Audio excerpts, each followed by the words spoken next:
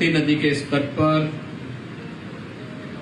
इस प्राचीन मंदिर के पुनरुद्धार कार्य को संपन्न करते हुए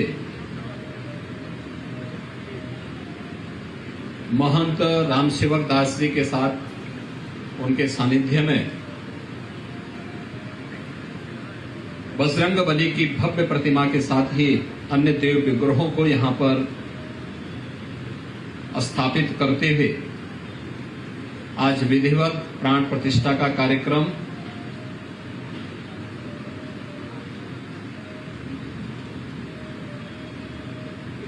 जूना अखाड़ा के आचार्य और महामंडलेश्वर पूज्य संत स्वामी अवधेशानंद गिरिजी महाराज के सानिध्य में अभी संपन्न हुआ है। जो लोग कभी कहते थे कि भारत एक राष्ट्र नहीं है, राष्ट्रीयताओं का समूह है, अलग अलग राजनीतिक इकाइयां राज्यों के नाम पर, खासतौर पर राजे रजवाड़ों के नाम पर जो उस कालखंड में थी, उन सब को लेकर के जो लोग भारत की राष्ट्रीयता पर प्रश्न खड़ा करते थे, उन्हें ये नहीं भूलना चाहिए कि केरल में जन्म लेने वाले आदि शंकराचार्य देश के 4 कोनों में 4 पीठों की स्थापना करते हैं।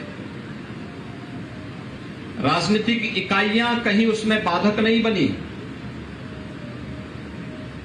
धर्म के मार्ग पे राजनीति कभी बाधक नहीं बन सकती, बल्कि वह उसके संवर्धन में, उसके संरक्षण में अपना योगदान दे सकती है।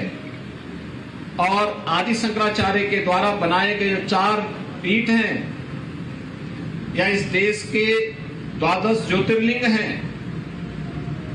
51 शक्तिपीठ हैं, अन्य महत्वपूर्ण जो धर्मस्थल हैं, ये वास्तव में केवल आस्था के ही केंद्र बिंदु नहीं है, बल्कि यह भारत की एकात्मता के भी प्रतीक हैं। किसी देव मंदिर में जब एक श्रद्धा के साथ कोई दाता है तो उसकी जाति, उसका क्षेत्र, उसकी भाषा कोई नहीं पूछता। जिस श्रद्धा के साथ व्यक्ति गया उसी श्रद्धा का फल उसे प्राप्त भी हो जाता है। ये हम सब की मान्यता रही है।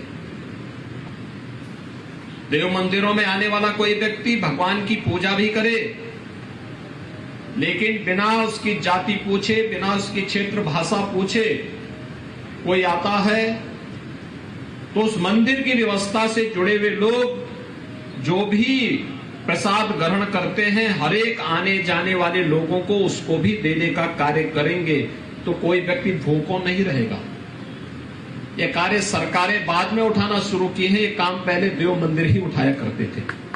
भंडारे वहां चलते थे, इसी बात को लेकर के चलते थे, कोई भी रात चलने वाला राहगीर भूखों न रहे। और यह व्यवस्था प्राचीन काल से चली आ रही है। अन्नदान अपने आप में एक महादान है। भाइयों बहनों, कोरोना जैसी महामारी का सामना इस देश ने किया है। इस सदी की सबसे बड़ी महामारी थी। अब तक की यह त्रासदी थी कि जब भी कोई महामारी आती थी, महामारी से तो मौतें होती ही थे, महामारी से ज्यादा मौतें होती थी महामारी के बाद के जो साइड इफेक्ट होते थे, भूखमरी से, त्रासदी से, उससे ज्यादा मौतें होती थी।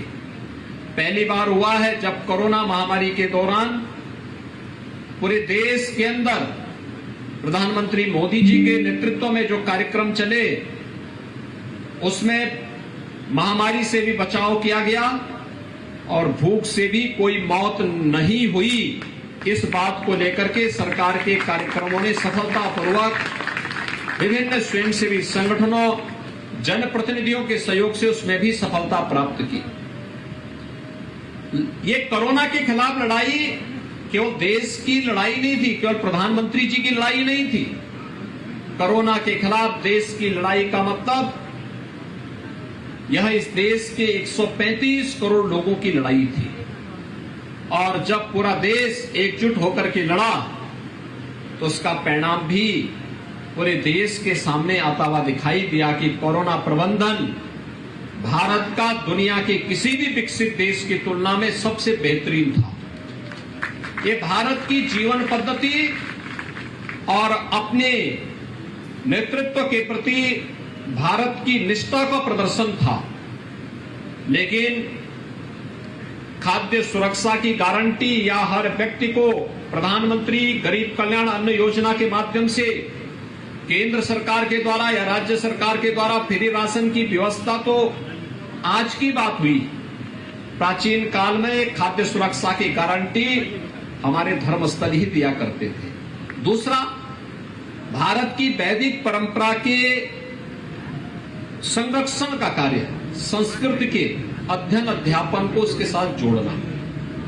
अगर ये कार्यक्रम हम निरंतरता के साथ जुड़े, आरोग्यता के लिए कुछ कार्य कर सके, ये तो नदी के तट पर, एकदम गोमती नदी के तट पर है, हमारा प्रयास हो कि मंदिर से कोई भी कूड़ा कचरा मंदिर और आसपास के क्षेत्र का वह गोमती नदी में न गिरे, बल्कि यहाँ की साफ सफाई की व्यवस्था मंदिर व्यवस्था से जुड़े हुए लोग उठाएं और गोमती नदी के जल को निर्मल और अविरल बनाने की दिशा में हमारा प्रयास आगे बढ़ना चाहिए।